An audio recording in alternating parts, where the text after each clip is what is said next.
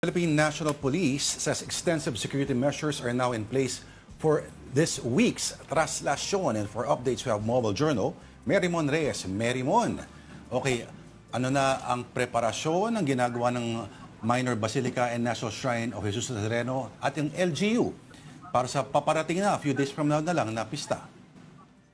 Denise and Lord, dito ako nakatayo sa Villalobos kung saan dito sa likod ko nakasetup na ngayon yung mga walk-through metal scanners at saka mga x-ray machines para nga masiguro na yung safety and security ngayong mga susunod na araw until January 9, araw ng traslasyon, ay sure, secured at safe. Kasabay nito, iba pa sa mga naging security measures na ginawa nila dito ay pagsasara na ng ilang mga pwesto o entry points dito sa Quiapo. Halimbawa, specifically dito sa may tulay ng Quiapo, sa may Quinta Market, saka dito sa Villalobos, pati sa Carriedo, may certain entry points na lang na mapupuntahan, mapapasukan at malalabasan ng mga tao. Kaya isa sa pinaka nagiging reminder sa mga pupunta dito sa mga susunod na araw, lalo-lalo na on January 9, hanggat maaari small at clear bags ang dadalhin para hindi na raw maabala yung mga pipilang tao. Kasi pag nakita na malaki yung bag na bitbit o kaya naman ay hindi ito clear bags, ay mahihirapan para at kakailanganin pang isa-isahin yung pag-i-inspection sa mga ito. May liquor ban at gun ban din na isasagawa sa Kamaynilaan hanggang sa araw ng traslasyon.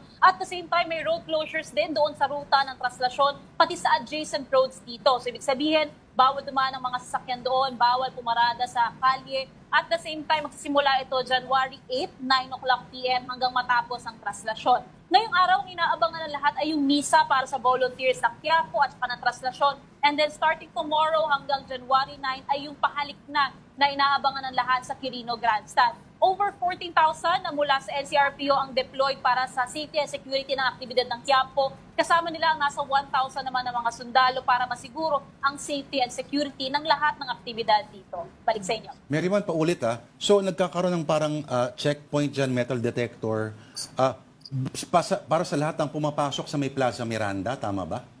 Yes, dito nakapwesto ito sa Villalobos. Dati kasi, ang nakalagay yung mga detectors doon mismo papasok ng Plaza Miranda. Pero ngayon, nandito na siya sa bungad ng Villalobos. Ito pa lang yung nakikita natin ngayon na pinwest nila na mga mobile scanners. Titingnan pa natin mamaya kung sa ibang mga entry points ba dito sa Carriedo, doon sa kabila sa may Quezon Boulevard ay may ipapwesto na rin sila ng mga scanners at x-rays.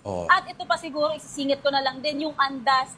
Naging innovative daw ngayon ang changes pagdating sa andas kasi bukod sa usually na enclosed itong imahe ng Poong Nazareno, meron na rin daw siyang sunroof na gawa sa tempered glass at meron na rin glass panels plus mga ilaw para masiguro na yung natural light mula sa labas ay makakapasok sa loob at maaaninag daw even na mga nakatayo o mga nanonood sa buildings yung imahe mismo sa loob nito. At the same time, natanggal na rin yung mga tungtungan o pwede matungtungan ng mga deboto. Nakasanayan kasi ng ilan dito na tinutungtungan nila yung mga bulaklak kasi may certain na gaps or mga puwang doon sa andas sa kahoy. Kaya yung iba nakakatungtong sila dito, natutungtungan nila yung mga bulaklak, yung mga ilaw. Pero for this year, wala nang matutungtungan ang mga debotos. They're hoping na malinis lang na makikita yung imahe. Ang mangyayari na lang daw, ibabato na lang yung mga panyo. At the same time, meron na ring ventilation system dito sa andas para raw masagot na yung moisture issues na nakita last year na doon sa pawis, yung hamog, at yung iba pang napapansin na problema pagdating sa andas. Merimon, hindi ba nakakaharang din yung mga apat na poles nung cover, yung bubong? Wala namang bubong dati, di ba? Yes, pero ngayon kasi sinisiguro nila is yung makikita siya, maaaninag siya. Pinakatinutukan din kasi nila dito is yung wala na makakatungtong para as much as possible malinaw sa paligid o makikita ng mga tao itong Poon ng Nazareno. Though yun nga lang ngayon, may sunroof sila, pero same pa rin naman enclosed pa rin naman talaga yung iba. Merimon, para walang glare?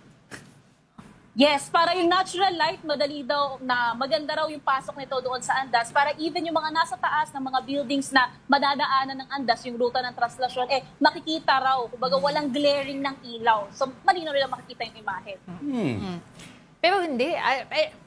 Merimon, isisingit ko, no? Kasi madaming security measures in place. Pero, ipahalik di ba? Ano yung health restrictions naman? Meron ba ding mga nakaset na ganyan?